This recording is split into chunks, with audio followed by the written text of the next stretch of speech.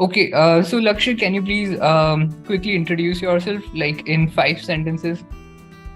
Yeah, sure.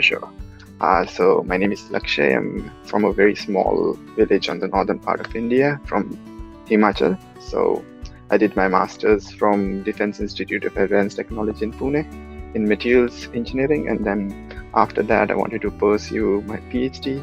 So I applied for a couple of universities abroad and got into one of the universities in Germany, named called KIT, Karlsruhe Institute of Technology. Now I'm pursuing my PhD over here in nuclear materials.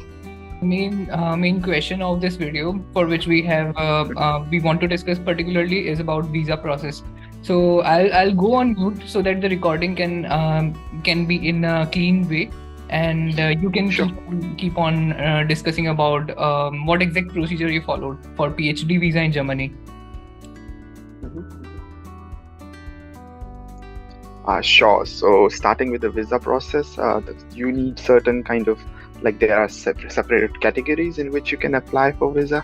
There's either you can apply for a student study visa, or you can also apply for an employment visa. But what makes more sense is to apply for a research category visa.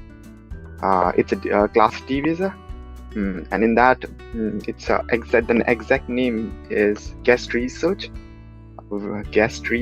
visa. So in that process, it's a little bit faster.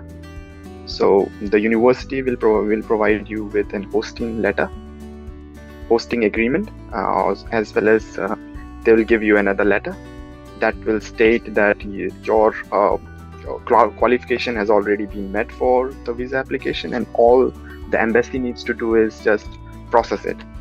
Like, all the verification has already been done. It's just from their end, they just need to forward it. So once you get those two things, all you need is certain other documents, such as you need insurances, and you need, like, what else do you need? Insurances, your residence proof for at least 30 to 60 days. 30 days works, and insurance minimum 90 days is necessary. Because Okay. I did it for 60 days and then there was an issue during my process. So at least 90 days of health insurance is a must.